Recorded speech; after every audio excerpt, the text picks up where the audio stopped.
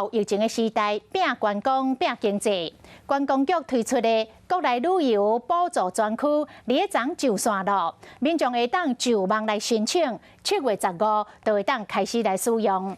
若是自由行的散客，平常日啦，这个礼拜到拜四，一暝一房上悬来补助800块。啊，若是有注满着3节小黄卡，搁来加码补助500块。也就是讲，自由行上济有1300块的补助。目前已经有5000外间的旅宿业者来加入了，都参提供飞航服务的航空公司，嘛第一届甲台东县来合作，结合着热气球嘉年华，推出着高空跳伞的体验，要让国内旅游的生活更加多元。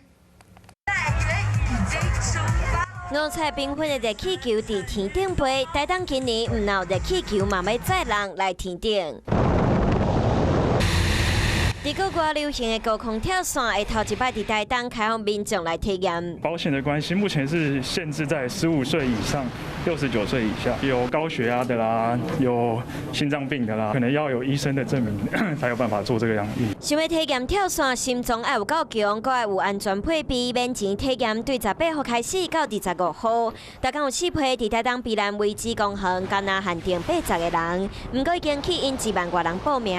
航空业者嘛看好未来过来高空跳伞运动的发展。其实台东的场地我们已经有预划了好几个了。跳伞所需要的场地呢，没有大家想象中的那么的大。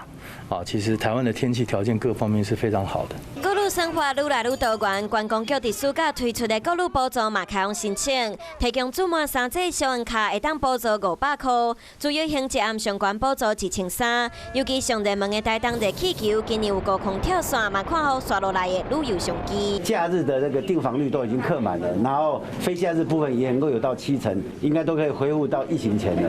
高空跳伞活动希望替疫情留较回了的旅游市场做一支强心针。华视新闻看起来，赶快订阅我们的华视新闻 YouTube 频道，欢迎按赞、订阅、开启小铃铛，最新最及时的资讯要提供给你。